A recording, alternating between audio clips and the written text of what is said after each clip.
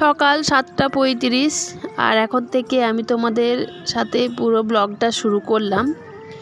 ব্লগটা আমার এখন খুব ছোটই হবে, আর ছোট ব্লগ বলেই তোমাদের কাছে অনুরোধ করছি যে ব্লগটাকে স্কিপ করে দেখো না, পুরো দেখো।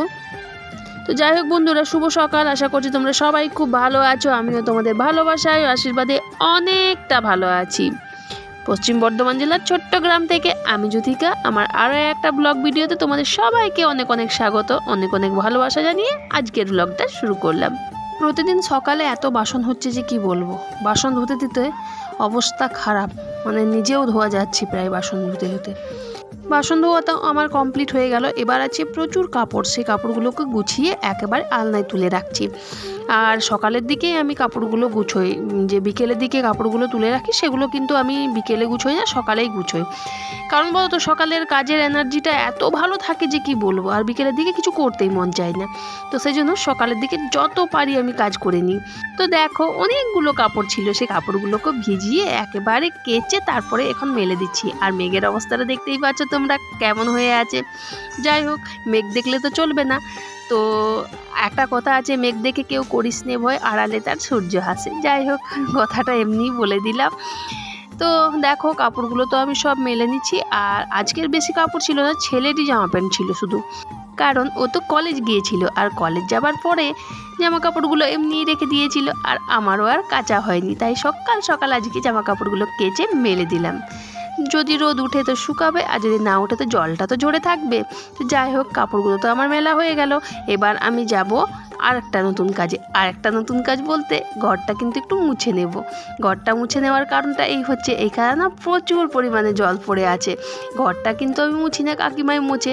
আর যেদিন কাকিমা আসে না সেদিনই আমাকে কষ্ট করতে হয়। আজ আসবে কিনা জানি না।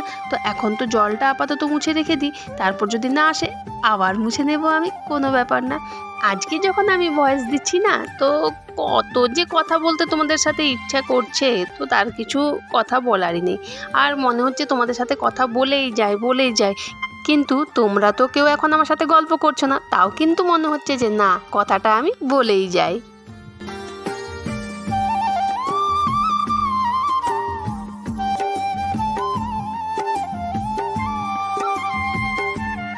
কলের জলটা এত পরিমাণে নোংরা আসছে এখন যে কি বলবো। আর প্রত্যেকটা বোতলের তলায় একদম বসে আছে কাদা কাদা। তো কলের জলটা যেহেতু নোংরা এখন আসবে বর্ষার সময়, সেজন্য বোতলগুলো আমাদের পরিষ্কার রাখা উচিত। কারণ বোতলগুলো না পরিষ্কার রইলে সেইখানেই তো আমরা জল খাচ্ছি। তো সেজন্য আজকে দেখো, খুব বেশি না, 3-4টে বোতল আজকে ধুচ্ছি। প্রতিদিন একটু একটু করে ধুয়ে নিলেই আমার সব বোতলগুলো ধোয়া কমপ্লিট হয়ে যাবে। তো সার্ফে ভিজিয়ে রেখেছিলাম, আর একটু গরম জল দিয়ে ভিজিয়ে রেখেছিলাম অনেকক্ষণ আগে। তো দেখো, এখন বেশি ঘষাও মাজাও করতে হচ্ছে না, একটুখানি বাঁশ ঘষে দিলেই পরিষ্কার হয়ে যাচ্ছে। এত কাজ করলাম যে এবার খিদে পেয়ে গেল। চলো এবার খাওয়া যাক, কি খাই সে চিন্তা করতে করতেই একসার হয়ে গেলাম। প্রতিদিন এক ভিডিও দিতে ভালো লাগে না বলে আজকের খাওয়াটা তোমাদের সাথে স্কিপ করলাম। একেবারে সন্ধ্যের দিকে চলে এসেছি। সন্ধ্যের দিকে দেখো, বাচ্চা ছেলেটা কত সুন্দর খেলা করছে। আর সবচেয়ে চমকপ্রদ জিনিস হলো, দেখো আজকে আমরা সারা দুপুর মিলে, মানে সারা বিকেলটা মিলে যে কি জিনিসটা তৈরি করেছি দেখো তোমরা সেটা। এটা করেছি, দোলনা করেছি। তোমাদেরকে কালকে লাইভে আমি বলেছিলাম যে কাল আমরা একটা দোলনা বানাবো। তো সেটা অনেক চেষ্টা করলাম জানো, অনেক চেষ্টা করার পর এই ফলটা হলো হাতে নাতে। তো দেখো, কষ্ট করে যখন কোনো একটা জিনিস করা যায়, তখন তার মতো মিষ্টি আর কোনো কিছুই লাগে না। তো আমাদের খুব আনন্দ লাগছে যে আমরা ফাইনালি দোলনাটা করতে পারলাম গোপালের জন্য। আর দেখতেও কি সুন্দর হয়েছে, নিজেরই বিশ্বাস হচ্ছে না যে নিজেরাই আমরা এটা বানাতে পারলাম।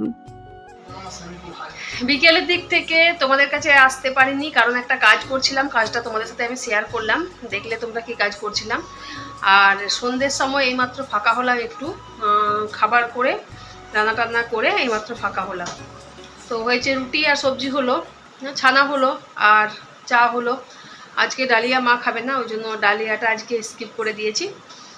তো চা সবার খাওয়া হয়ে গেছে, আর তোমাদের দাদাভাই চা খাচ্ছেন এখন, আর মাকে দিয়ে এলাম। তো মোট কথা, তোমাদের সাথে আমি বিকেল থেকে একবারও দেখা করতে আসতে পারিনি বা কথা বলতে আসতে পারিনি। তো এইমাত্র এলাম। তো চলো এবার একটুখানি ফোন নিয়ে নাড়াচাড়া করবো, সবার ভিডিও দেখবো, তো তারপরে আবার আসবো একটু পরে। চলো খাওয়া দাওয়া সেরে চলে এসেছি একেবারে উপরে। আর খাওয়ার মধ্যে আমরা 3 জনা খাবার খেলাম। তো দাদাভাই খায়নি, ওর শরীর খারাপ, জ্বর এসছে একটু, ও খেলো না কিছু। তো আমরা 3 জন খাবার খেয়ে একেবারে উপরে চলে এসেছি। এখন বেজে গেছে 11টা মতো, রাত্রি 11টা। তো এবার সব শোবো না, একটু ফোনটা দেখবো। তো চলো আজকের ভিডিওটা এখানেই শেষ করছি। দেখা হচ্ছে তোমাদের সাথে নেক্সট ব্লগে। ততক্ষণের জন্য তোমরা সবাই ভালো থেকো এবং সুস্থ থেকো।